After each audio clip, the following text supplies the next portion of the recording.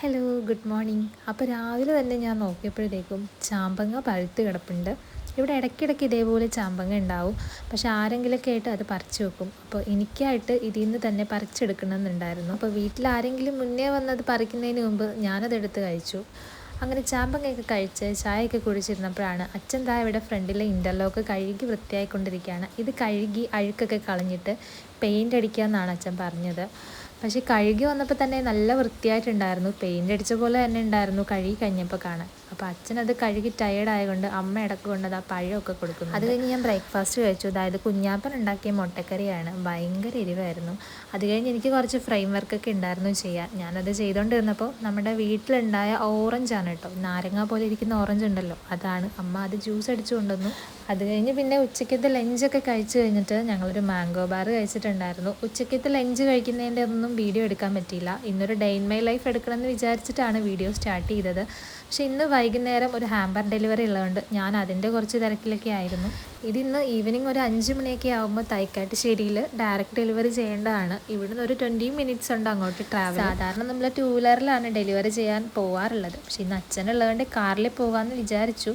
ഇനിയിപ്പോൾ ഇടയ്ക്കിടയ്ക്ക് മഴ പെയ്യുന്നതുകൊണ്ട് 2 വീലറിൽ പോയി കഴിഞ്ഞാൽ നമുക്ക് ഹാമ്പറൊക്കെ എന്തായാലും നനഞ്ഞു പോകും. ഇതൊരു സിമ്പിൾ ഹാമ്പറായിരുന്നു കേട്ടോ. ഒരു A4 ഫ്രെയിമും കുറച്ച് ചോക്ലേറ്റും വിഷ് കാർഡൊക്കെ വെച്ചിട്ടുള്ള ഒരു സിമ്പിൾ ഹാമ്പറായിരുന്നു അവർ പറഞ്ഞിട്ടുണ്ടായിരുന്നത്. അത് കഴിഞ്ഞിട്ട് ഞാൻ കാപ്പി കുടിച്ചു. കാപ്പിയും റസ്ക്കും കഴിച്ചു. ഹാമ്പറിൻ്റെ കൂടെ കേക്ക് കൂടെ കസ്റ്റമർ പറഞ്ഞിട്ടുണ്ടായിരുന്നു. അപ്പം ഞാനും കുഞ്ഞാപ്പനും കൂടെ ഇപ്പോൾ കേക്ക് വാങ്ങിക്കാനായിട്ട് വന്നേക്കാണ്. കുറേ കസ്റ്റമേഴ്സ് നമുക്ക് മെസ്സേജ് അയക്കുമ്പോൾ ചോദിക്കാറുണ്ട് കേക്കും നമ്മൾ തന്നെയാണോ ചെയ്യുന്നതെന്ന്. പക്ഷേ കേക്ക് നമ്മൾ ചെയ്യുന്നില്ല, നമ്മൾ ഗിഫ്റ്റ് ഐറ്റംസ് മാത്രമേ ചെയ്യുന്നുള്ളൂ. പക്ഷേ കേക്ക് പറയുന്നവർക്ക് നമ്മൾ ഇതുപോലെ ഷോപ്പിൽ നിന്ന് വാങ്ങിയിട്ട് കേക്ക് കൂടെ ഡെലിവറി ചെയ്യുന്നുണ്ട്. അങ്ങനെ കേക്കും ഗിഫ്റ്റൊക്കെ റെഡിയായി ഞങ്ങളിതാ പോവാണ്.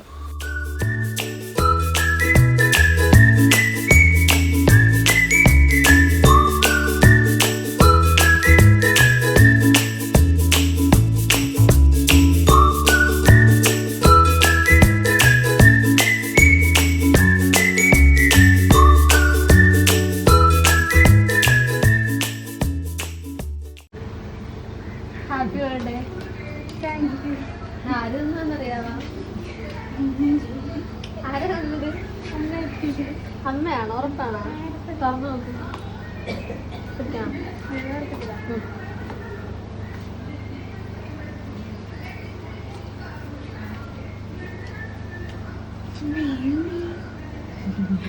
ഈ ഒരു ബർത്ത്ഡേ ഹാമ്പർ ഈ മോളുടെ മേമ കൊടുത്താണ് കേട്ടോ. മേമയെന്ന് വെച്ചാൽ അമ്മയുടെ അനിയത്തി.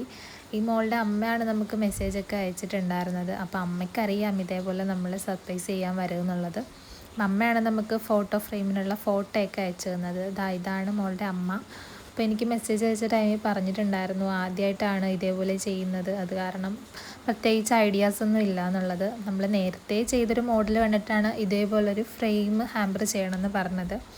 അങ്ങനെ ഡെലിവറിയും കാര്യങ്ങളൊക്കെ കഴിഞ്ഞ് ഞങ്ങളിതാ തിരിച്ചു പോവുകയാണ്. പോകുന്ന വഴി പിന്നെ ഞങ്ങൾ ദോശ വാങ്ങിക്കാനായിട്ട് കയറിയിട്ടുണ്ടായിരുന്നു.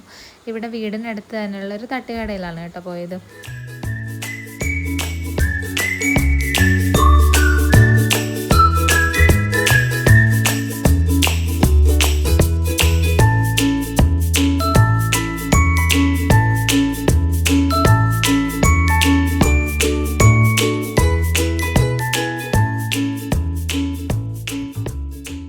പിന്നെ രാത്രി അമ്മ അടയാണ് ഉണ്ടാക്കിയത്.